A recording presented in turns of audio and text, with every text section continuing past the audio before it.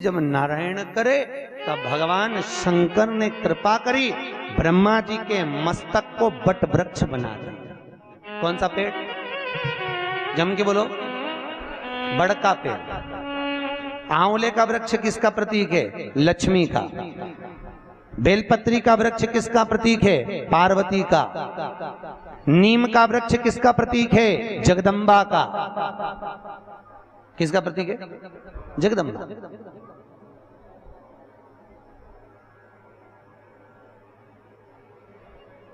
कितना सुंदर कहा है। जिस व्यक्ति को ब्लड प्रेशर की बीमारी रहती हो, ऊपर नीचे ब्लड प्रेशर होता रहता हो, तकलीफ भोग रहे हो, बहुत कष्ट में हो, बार बार पसीना आ जाए शरीर पर, कुछ ना करिए, एक लोटा पानी भरो, 7 पत्ती नीम की डाल लो। काय की डालना? नीम, कड़वी नीम, मीठी नीम नहीं, कड़वी नीम। 7 पत्ती नीम की डाल लो और 7 उसमें बेलपत्र डाल लो। जिस व्यक्ति का ब्लड प्रेशर हाई हो, लो हो, उसके कमरे में उसको प्लेट से ढककर रख दीजिए। सुबह स्नान कर कर वही व्यक्ति जिसका ब्लड प्रेशर ऊंचा नीचा होता है, उसको शिव जी को समर्पित करना। शिव को चढ़ाकर उसी का पानी 7 बार उसी स्थान पर ग्रहण कर लेना। व्यक्ति का ब्लड प्रेशर बराबर हो जाता है। मात्र लगभग अगर सोमवार कर रहे हो तो 11 सोमवार करो, प्रतिदिन नियम से कर रहे हो तो 15 दिन कर लो, उसमें बराबर। फिर कभी जिंदगी में ब्लड प्रेशर की बीमारी चली ही जाती है, कोई दिक्कत नहीं करिए। जैसे घुटने का रोग वाला व्यक्ति, ये जितनी माताएं ऊपर बैठी हैं इनको घुटने में तकलीफ होगी इसलिए बैठी। शिव महापुराण की कथा कहती है, शिवरात्रि के दिन रात को 12 बजे शंकर जी के मंदिर में चढ़ी हुई बेलपत्र उठाकर शिव मंदिर का शिखर देखकर 12 बजे रात को उस बेलपत्री को चबा चबा कर खा लो। जिंदगी में कभी घुटने का दर्द रहता ही नहीं, कभी जिंदगी में नहीं रह सकता। अगर डॉक्टर बोल दे कि घुटना बदलो तो पहले ये प्रैक्टिकल करके देखना शिव पुराण का। डॉक्टर बोले कि ये दवाई खाओ, वो दवाई खाओ, पहले ये दवाई खाकर देखो शिव पुराण। प्रैक्टिकल जरूर करो। और हम तो कहते हैं प्रैक्टिकल भी अगर काम नहीं चलता। एक महाराज प्रवचन दे रहे थे, प्रवचन में कह रहे थे, भैया शराब नहीं पीना चाहिए, गंदा नाली का पानी है, गटर में पड़ा हुआ पानी है, मत पियो, पी पी के बर्बाद हो जाओगे। उसी में महाराज का पहचान वाला बेटा था, उठ के खड़ा हो गया, ओ महाराज तो इतनी बड़ी बड़ी बात कह रहा, तेरा सग्गा भाई पी के तो गटर में पड़ा है, नाली में पड़ा है, और तू हमें ज्ञान दे रहा है। महाराज जी को क्रोध नहीं आया। महाराज जी ने कहा, भैया देख, मैं भी प्रवचन दे रहा हूँ, मेरा भाई भी प्रवचन दे रहा है, बस अंतर इतना है मैं मुंह से समझा रहा हूँ, मेरा भाई प्रैक्टिकल करके दिखा रहा है। मन तेरा, तू कैसे समझेगा? या तो मुख से समझ जा या प्रैक्टिकल देख के समझ जा। तो आपसे निवेदन है, प्रैक्टिकल जरूर करो, प्रैक्टिकल करे भी करना है जरूर।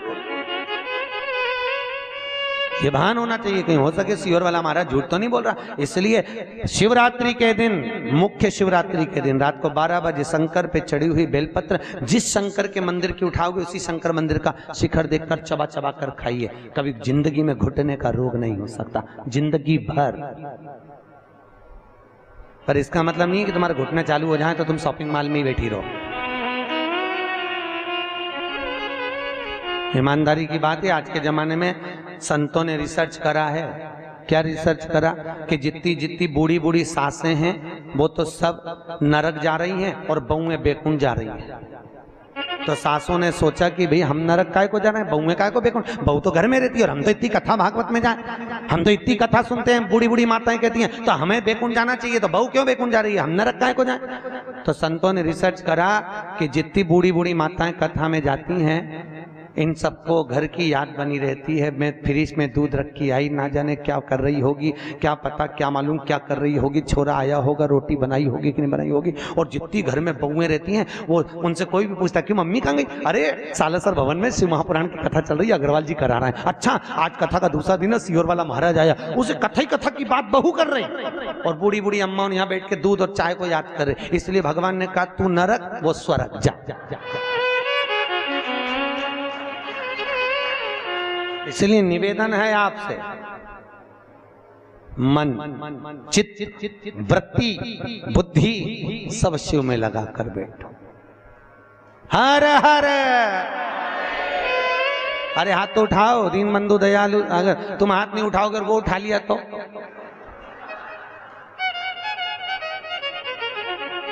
उठाओ जम के, हर हर। बहुत बढ़िया। अब नहीं उठाएगा वो तो हाजिरी भरता है। पहले के जमाने में आप लोगों को तो मालूम होगा, हम तो छोटे थे जब हाजिरी भरते थे, नाम आता था ना, जैसे आप लोग नाम, टीचर नाम बोलते कर लो, यस सर, बस उसी तरह शिव पुराण में हाजिरी भरते रहो। जब जैसी हाजिरी भरोगे भगवान समझेगा झे, नहीं तो भगवान, तूने हाथ नहीं उठाया, भगवान समझे निपट गई, यमराज को भेज दिया ले जा। तो इसलिए हाजिरी भरते रहे। हर हर महादेव। देव का मतलब है देव, हाथ ऊपर जाके ऐसा कर दिया कर, देव गाड़ी देव, बंगला देव, देव हर हर महादेव देव। प्रभु करुणा करिए, शिव कर, शिव दयाल, शिव जैसा कोई नहीं। अब ब्रह्मा जी के मुख का क्या बना दिया? बट का वृक्ष। शंकर जी की आराधना का केंद्र हो। शिव जी का एक नाम पड़ गया, बटकेश्वर महादेव। क्या नाम पड़ा? बटकेश्वर महादेव। बटकेश्वर।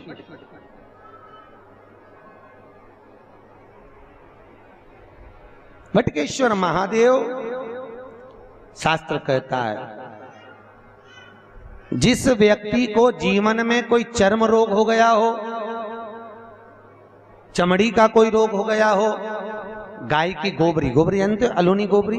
अलूनी गोबरी का मतलब एक कंडा अलग बात है, उसको थाप थाप के बनाते हैं गोबरी को। एक होती है गाय ने पोटा करा, पोटा करा वो सूख गया, ऐसे किसी सूखा सुखाया पोटा लेकर आओ, उसको कंडे को जलाओ, जलाकर उसकी राख तैयार करो। राख को सफेद रुमाल में रखकर सोमवार के दिन बिना किसी से बोले शंकर जी के मंदिर में जाकर उस राख को, उस भस्मी को शिव को समर्पित करो। चढ़ाने के बाद उस भस्मी को वापिस उतार लो। उतार कर जब हम स्नान करें 5 दिन लगातार उस भस्मी को पानी में डालकर स्नान करना चालू कर दो, चर्म का सारा रोग समाप्त हो जाता है। डॉक्टर की जरूरत ही नहीं पड़ती चर्म रोग से। भस्मी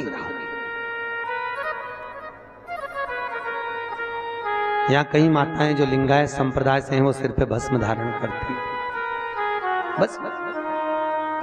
कई पुरुष लोग भस्म धारण करते। फिर वही बात आ गई, अकाल मृत्यु वो मरे जो काम करे चंडाल का, काल उसका क्या बिगाड़े जो भक्त हो महाकाल का। शिव रोग से मुक्त आरोग्यता देते हैं। मेरे भगवान शंकर आरोग्यता प्रदान करते, रोग से मुक्ति। त्र्यंबकम यजामहे सुगंधिम पुष्टिवर्धनम। भगवान रोग से मुक्त कर। समय आया, आगे जो वर्णन आया भगवान शंकर के नयन अश्रु से रुद्राक्ष का वृक्ष उत्पन्न हुआ। क्या उत्पन्न हुआ? रुद्राक्ष। और रुद्राक्ष का वृक्ष भगवान शिव के नयन अश्रु से प्रकट होता है। एक मुखी से लेकर 14 मुखी तक रुद्राक्ष होगा। गले में पहनते हैं, आप लोग धारण करते होंगे। कई लोग तुलसी की माला पहनते हैं, कई लोग रुद्राक्ष की माला पहनते हैं। ध्यान दीजिए, ये तुलसी और रुद्राक्ष क्यों पहना जाता है? जैसे घर में जो मंदिर बनाया जाता है घर के अंदर, उसमें शिखर नहीं होना चाहिए। जिसके घर के मंदिर में शिखर होता है उसके घर में कभी जिंदगी में शांति नहीं रह सकती। इसलिए घर के मंदिर में शिखर का मूलता नहीं रहती। ये उसी तरह है जैसे गरुण घंटी। गरुण घंटी देखी है आपने? वो बजाते हो गरुण जी महाराज की घंटी। ये घंटी का नाद कहाँ कहाँ करना चाहिए? गरुण घंटी का नाद किया जाता है सबसे पहले भगवान के सम्मुख में, ठीक है। दूसरी जगह गरुण घंटी का नाद करना चाहिए फिर अपने रसोई घर में जहां पर परिंदा भरा है उस स्थान पर, पितरों की शांति के। तीसरी जगह जहां पर अपना लक्ष्मी रखते हो, अलमारी तिजोरी, उसके पास में। चौथा घंटी का नाद करना चाहिए दरवाजे के पास में, दरवाजे के अंदर के भाग में। फिर पांचवा, गरुड़ घंटी को घर के बाहर, घर से दरवाजा लांग कर बाहर खड़े होकर घंटी का नाद किया जाता है। कहते हैं जो ये 5 जगह पर घंटी का नाद करता है उसके घर में कभी संपदा की कमी नहीं होती। इतना गरुड़ घंटी के नाद की महत्वता है। और दुनिया के लोग इतने आलसी हैं, बस भगवान की आरती करे तब घंटी बजाए, उसके सिवा धर दे होते। उसको मालूम ही नहीं कि घंटी कितनी जगह बजाना चाहिए, घंटी का नाद क्यों करा जाता।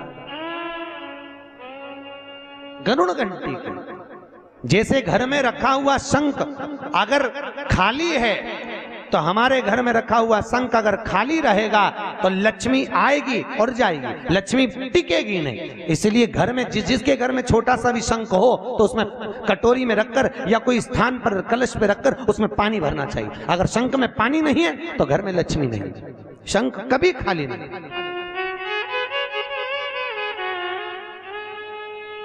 33 करोड़ देवी देवता में केवल एक भगवान शंकर हैं जिनके ऊपर शंख का जल नहीं चढ़ता। केवल एक शिव शंकर के ऊपर शंख का जल नहीं चढ़ता, क्योंकि शंकाचूर राक्षस को भगवान शिव ने मारा था और शंकाचूर राक्षस की हड्डी से शंख जाति का निर्माण हुआ था। इसलिए शंख का जल शिव जी पे नहीं चढ़ता। शास्त्र कहता है जो भूल से भी शंख का जल शंकर को समर्पित कर देता है 1000 ब्राह्मण की हत्या के बराबर उसको दोष लग जाता है। इसलिए शंख का जल शंकर को समर्पित नहीं है। जिस व्यक्ति को नलियां चौक हो गई हों, डॉक्टर ने बोला बाईपास कराना पड़ेगा, उसको कुछ नहीं करना चाहिए। 7 बेर, बेर जानते हो क्या बोलते हैं यहाँ पर? बेर, बेर बोलते हैं। 7 बेर प्रत्येक शिवरात्रि को शंकर जी के ऊपर समर्पित करना चालू कर दो। 7 बेर, जिंदगी में कभी बाईपास कराने की जरूरत नहीं पड़ेगी। केवल 7 बेर, उसमें से 1 बेर 7 बेर चढ़ाओ, 1 बेर उठा के लाओ और वो व्यक्ति को खिला दो जिसको बाईपास के लिए डॉक्टर ने बोला। फिर दूसरी बार चेक करवाना, वो खुद कह देगा कि बाईपास की जरूरत ही नहीं है, नाड़ियां क्लीन है एकदम। अटैक की बीमारी नहीं होती, हार्ट अटैक नहीं आता उस व्यक्ति जिसने प्रत्येक हर महीने की शिवरात्रि पर 7 बेर शिव को समर्पित करना चालू कर दिया, उसको कभी अटैक नहीं आ सकती, हार्ट अटैक की बीमारी नहीं। हमारा शिव दयालु, कितना कितना भाई। सती और शिव का जहां विवाह हुआ था ना, क्या बोलते हैं, त्रिजुगी नारायण। कौन कौन गया रात उठाओ? केदारनाथ से 12 किलोमीटर इधर गौरीकुंड से त्रिजुगी नारायण है, जहां शिव और सती का विवाह हुआ था। जहां पर माता सती शंकर के साथ में जब विवाह करी थी तो 7 जगह पर रुकी थी। सती मैया के रुकने पर वहां कुंड बन गए थे 7। आज भी शंकर और सती के विवाह की अग्नि वहां पर जल रही है, आज भी विवाह किया।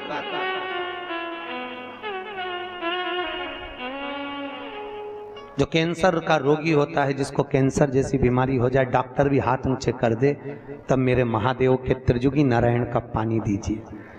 जहां शिव और सती का विवाह हुआ था 7 कुंड बने थे, उस 7 कुंड का पानी एक बोतल में भर के लियाओ और लगभग 21 दिन तक उसको 1-1 चम्मच पानी देना चालू कर दो। कैंसर की बीमारी में आराम लग जाता है, एकदम वो स्वस्थ हो जाता है। फिर चेक करवाओ जाके, तुम्हें जिसको कराना हो। पर एक शिव के उपासना में 1 फल की प्राप्ति है। फिर वही वाली बात आ गई, चोटे को कुबेर बना दिया दादा, चोर को कुबेर। तो फिर सोचो, तुम तो शिव महापुराण की कथा सुन रहे हो, ये दादा है बाबा है। कहते हैं दादा की गोद में जब पोता बैठता है ना, खाली नहीं उठता, उसको दादा 5 रुपए 10 रुपए या टॉफी देकर ही भेजता है। उसी तरह जो शिव महापुराण की कथा में आकर बैठता है, मेरा भोलेनाथ उसे खाली नहीं भेजता, कुछ ना कुछ देकर ही भेजेगा, कभी खाली नहीं भेजेगा। आपसे निवेदन है, जिंदगी में कभी शिव महापुराण की कथा श्रवण करने का मौका मिल जाए, कभी शिव कथा को सुनने का मौका मिल जाए, जैसे आज बैसाख के महीने में यह अग्रवाल परिवार करा रहा है, भगवान भोलेनाथ से कहना, बाबा हम आपकी कथा सुन रहे हैं, हमको ऐसी लक्ष्मी देना कि एक बार हम भी शिव महापुराण की कथा करवाएं, ऐसी करुणा करना। बाबा से विनती करके जाया करो, देगा, जरूर देगा। और साल भर 2 साल में ऐसा पूर देगा कि वो खुद करुणा करेगा कि तू करा, पर तुम भूलना मत ही फिर शंकर जी को, नहीं तो कहते हमको तो मिल गया अब जान दो। नहीं तो वो भूल गया था ना, कौन भूला था? कल कथा में बताया था, कुबेर जी शंकर जी को ही भूल गए। होता है, देने वाले को लोग भूल जाते हैं। अब ये तो व्यापार करते हैं तो इनको मालूम है, जब व्यक्ति को जरूरत पड़ती भैया भैया करके गौ माता समझ के ले लेते हैं, और जब लेने जाओ तो शेर जैसे धाड़ते हैं। अरे कोई खा के भग रहे हैं, दे देंगे, फिर ऐसा बोलते हो जब जरूरत थी भैया दे दो, अभी काम निकाल दो, निकाल। बोले बात सहजता नहीं, बहुत बाबा एक मुखी से लेकर 14 मुखी तक रुद्राक्ष होते हैं। एक मुखी रुद्राक्ष लक्ष्मी के लिए वर्णित किया गया है। सबसे श्रेष्ठ रुद्राक्ष 7 मुखी होता है। कौन से नंबर का? 7 मुखी रुद्राक्ष। अगर व्यक्ति एक ठेला चलाने वाला, हाथ गाड़ी चलाने वाला 7 मुखी रुद्राक्ष को सिद्ध कर कर अगर पहन ले, जिंदगी में कभी संपदा की कमी नहीं आ सकती। कभी जिंदगी में 7 मुखी रुद्राक्ष पहनने वाले को कष्ट नहीं। 3 मुखी रुद्राक्ष बच्चों की विद्या के लिए होता है। 11 मुखी रुद्राक्ष ब्लड प्रेशर के लिए होता है। 11 मुखी। 5 मुखी रुद्राक्ष व्यक्ति के जीवन में जो काम अटक रहे हो, कहीं सर्विस के लिए, कहीं नौकरी के लिए, कहीं विद्या के लिए, किसी काम में जा रहे हो और हो ही नहीं रहा, 5 मुखी रुद्राक्ष का प्रमाण कहा गया। कितने मुखी? 5 मुखी। जैसे सूर्य को अर्घ देने के लिए जब नारी अगर पुरुष वर्ग सूर्य को अर्घ दे और उसका काम अटक रहा हो, तो लक्ष्मी लेने के लिए तो आपको बताया था कि मिर्ची के दाने उसमें डालना है, पर अगर कोई काम अटक रहा उसके लिए कंकु डालकर सूर्य को अर्घ देना चाहिए। और अगर बच्चा पढ़ाई के लिए जा रहा हो, परीक्षा में पास होना है, सीए की पढ़ाई बैठ रहा हो या इंजीनियर की पढ़ाई कर रहा हो, या कोई सेमेस्टर निकालना हो, नहीं निकल रहा, तो 21 दाने पीले चंदन के करके उसको पानी के कलश में डालकर सूर्य को अर्घ दिलाकर बच्चे को परीक्षा देने भेज दो। जिंदगी में फेल नहीं हो सकता, पास होकर ही आएगा, अच्छे नंबर से होकर। तो अक्षत डालकर भेजा, अक्षत डाल, सूर्य का अर्घ भी मूलता। आज भगवान शिव की कथा कर रही है। 14 मुखी रुद्राक्ष संपदा प्रदान करने वाला है, पर जितने छोटे से छोटा रुद्राक्ष होता है उतना सुख संपदा प्रदान करता है। जितना छोटा होगा उतना सुख दे। क्यों पहनते रुद्राक्ष? क्यों पहनते तुलसी? कहा शिव महापुराण कहती है रोज गंगा नहाने जा सकते हो क्या? अरे बोलो तो। नर्मदा नहाने नहीं, यमुना नहाने नहीं, सरयू नहाने नहीं। प्रतिदिन व्यक्ति गृहस्थ में रहने वाला मनुष्य प्रतिदिन गंगा यमुना नहाने नहीं जा सकता। तो बाबा भोलेनाथ की कथा वेद व्यास जी ने कहा, जो वैष्णव जीव गले में तुलसी पहनेगा और जो शिव का भगत गले में रुद्राक्ष पहनेगा, जब स्नान करेगा उस रुद्राक्ष का पानी, तुलसी का पानी उसके शरीर से लगता हुआ जाएगा, तो गंगा यमुना सरयू सरस्वती सबके स्नान का फल उसको तुरंत मिल जाएगा, तुरंत प्राप्त। रुद्राक्ष पहनिए।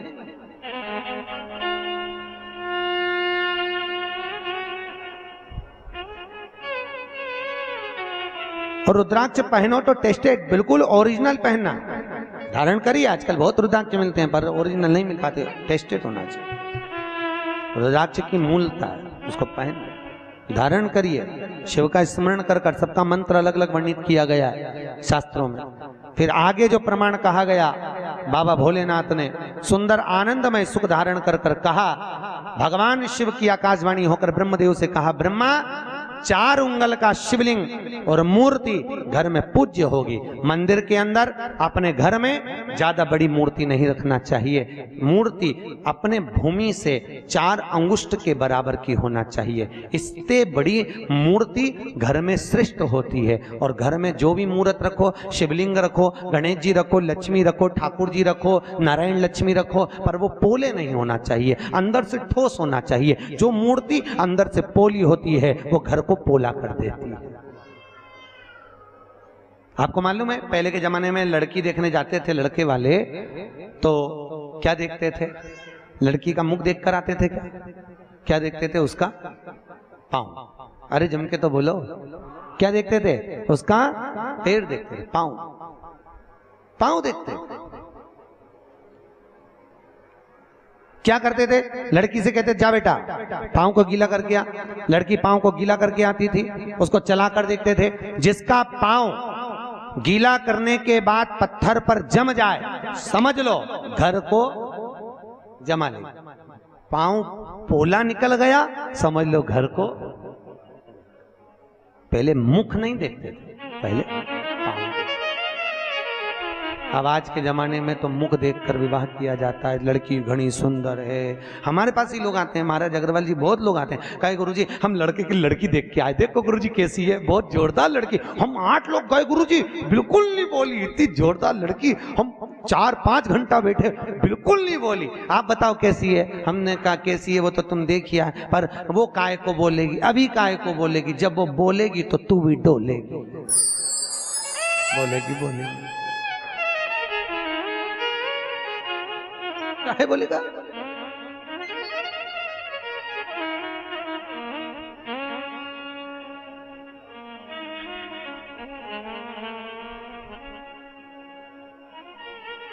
भाई हम तो कहते हैं जितना समय मिले, जितना समय मिले उस समय में भगवान शिव की आराधना की लीनता रहे, शिव की करुणा की लीनता रहे, भगवान शंकर की आराधना की लीनता रहे। जपो, जपते रहो और जपाओ। ओम नमः शिवाय, ओम नमः शिवाय। जपो। समय आया भगवान शंकर के नयन अश्रु से रुद्राक्ष का पौधा हुआ। घर के अंदर रुद्राक्ष का पेड़ नहीं लगाना चाहिए, याद रखिए। काय का वृक्ष? रुद्राक्ष। और माता पार्वती के नयन अश्रु से बेलपत्री का वृक्ष उत्पन्न हुआ। काय का हुआ है? बेल का वृक्ष, बेलपत्री। जो व्यक्ति बहुत ज्यादा गरीब हो, बहुत कंगाल हो, लक्ष्मी नहीं आ रही हो, बहुत तकलीफ में हो, कर्जा बहुत ज्यादा हो, उसको कुछ नहीं करना। सोमवार की सोमवार शाम के समय बेलपत्री के पेड़ के नीचे थोड़ी सी शक्कर या गुड़ डालकर एक दिया रखकर घी की बत्ती लगाकर जलाकर आ जाओ, अपने आप कर्जा चूकना चालू हो जाता है। कर्जा नहीं रहता। क्यों? माता लक्ष्मी को भगवान शिव ने कहा था, लक्ष्मी तेरा विवाह मैं भगवान नारायण के साथ कर रहा हूं, तो नारायण के चरणों में तो रहेगी, पर एक बात याद रख, माता पार्वती के नयन अश्रु से प्रकट हुए बेलपत्र के नीचे शाम के समय पर तेरा निवास होगा। तो प्रतिदिन शाम के समय पर बेलपत्र के पेड़ के नीचे बैठकर नारायण की आराधना करेगी। जो तेरे नाम का दिया बेलपत्र के पेड़ के नीचे लगाएगा, उसका घर संपदा से भर जाएगा। आज भी कहते हैं दीपावली के दिन रात्रि के 8 बजे से 9 बजे के बीच में पीपल के पेड़ के नीचे जो घी का दिया और सरसों के तेल का दिया लगाता है, उसके यहाँ संपदा की कमी नहीं आती। उसी तरह बेलपत्री के पेड़ के नीचे सोमवार की सोमवार शाम के समय दिया लगाने पर हमारे घर में कितना भी कर्जा हो सब चुक जाता, कर्जा चुकता है। भगवान शिव की आराधना। किसी पुराण के अंतर्गत 18 पुराण 6 शास्त्र में कहीं पर ऐसे टोट के नहीं लिखे हैं। पर शिव महापुराण में शंकर जी की कथा में वेद व्यास जी ने सारे टोट के लिख दिए, सब कुछ लिखा। क्यों लिखा? बाबा भोलेनाथ जी की कथा में वेद व्यास जी ने कहा शंकर भगवान मृत्यु लोक का देवता है और पृथ्वी का देव घर की जो माँ होती है, घर का जो पिता होता है, वो अपने बच्चों को दुखी नहीं देख सकता। देखता है क्या? उसका मुंह उतरा दिखेगा तो बाप भी कह देगा ले मेरे पास से ले जा, थोड़ा बहुत जा कर ले काम। काय को मुंह उतार के बैठा, ले जा। उसी तरह भोलेनाथ मृत्यु लोक का देव महादेव है। भगवान शिव की कथा में वेद व्यास जी ने कहा कि शंकर की कथा में ये सारे उपाय इसलिए लिखे कि मनुष्य को दुख ना हो, कष्ट ना हो, तकलीफ ना हो। इसीलिए वो कहे ना कि भोले प्रेम की बजा दो बंसी रे, कहीं बेर ना रहे, नफरत ना रहे। भोले प्रेम की बजा दो बंसी रे, कहीं बेर ना रहे, नफरत ना रहे। ओ भोले प्रेम की बजा दो बंसी रे, कहीं बेर ना रहे, नफरत ना रहे। भोले प्रेम की बजा दो बंसी रे, कहीं बेर ना रहे, नफरत ना रहे। दोनों हाथों से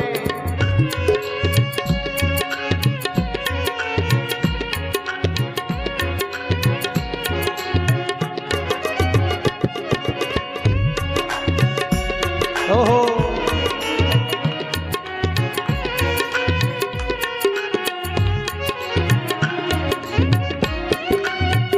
ताली सेवा देते हुए ओहो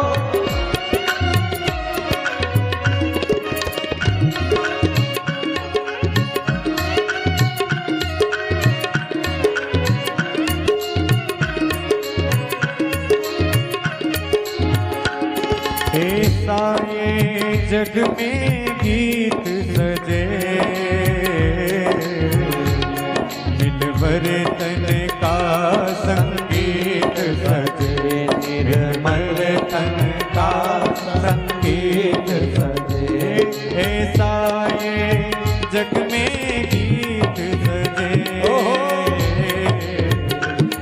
निर्मल तन का संगीत बजे, निर्मल तन का संगीत बजे। हरे वाणी हो, हरे वाणी हो मधुर सुरीली, कहीं बेर ना रहे, नफरत ना रहे। ओ भोले प्रेम से बजा दो डमरू रे, कहीं बेर ना रहे, नफरत ना रहे। प्रेम का बजा दो डमरू रे, कहीं बेर ना रहे, नफरत ना रहे।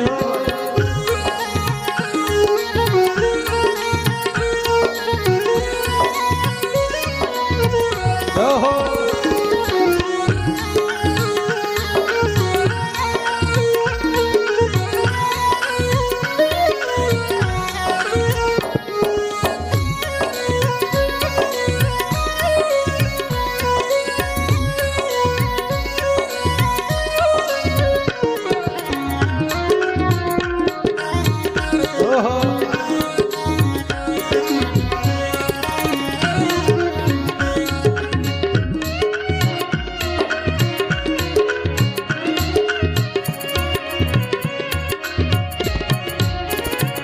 लगे हर नर नारायण जैसा,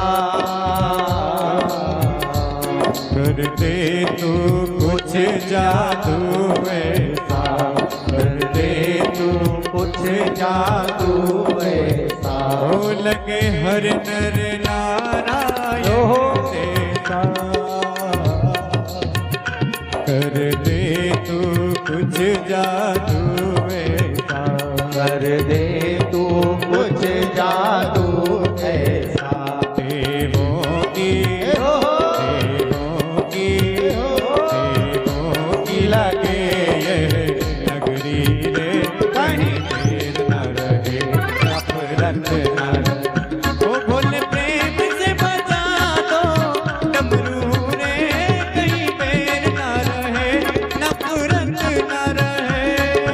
प्रेम का बजा दो डमरू रे, कहीं बेर न रहे, नफरत न रहे। जय हो।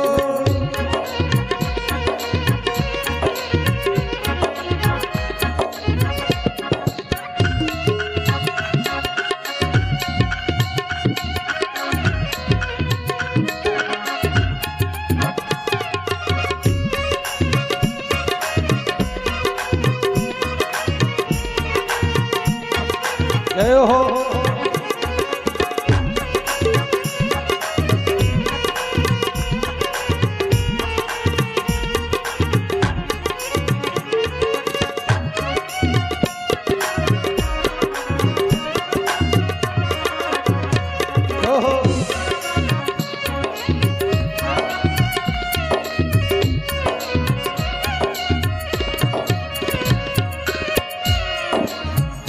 प्रभु सारे जग से पाप मिटे, हर पीड़ा हर संताप मिटे, हर पीड़ा हर संताप मिटे। प्रभु सारे जगत से पाप मिटे, भोले हर पीड़ा हर संताप मिटे, हर पीड़ा हर संताप मिटे। सुख पाए सुख पाए सुख पाए तीरथ की नगरी रे, कहीं बेर न रहे, नफरत न रहे। सुख पाए तीरथ की नगरी रे, कहीं बेर न रहे, नफरत न रहे। ओ भोले प्रेम से बजा दो डमरू रे, कहीं बेर न रहे, नफरत न रहे। भोले प्रेम का बजा दो डमरू रे, कहीं बेर न रहे, नफरत न रहे। भोले प्रेम का बजा दो डमरू रे, कहीं बेर न रहे, नफरत न रहे। भोले बजा दो डमरू रे, कहीं बेर न रहे, नफरत न रहे, कहीं बेर न रहे, नफरत न रहे, कहीं बेर न रहे, नफरत न भगवान शिव ओघड़ी की कथा कहती है, भगवान प्रेम वात्सल्यता आनंद सुख शांति सब प्रदान करने वाला। मृत्यु लोक में अगर कोई है तो वो देवों का देव महादेव केवल शिव जैसा। भगवान भोलेनाथ ने देख लिया अब सब दूर की लीला का आनंद है, बुलाया ब्रह्मा जी को। ब्रह्मदेव भगवान शंकर बोले सृष्टि की रचना आरंभ पर करिए। ब्रह्मा जी बोले सृष्टि की रचना में करना क्या ये बताओ। तो क्या नर और नारी बना दो, पृथ्वी को बढ़ाना।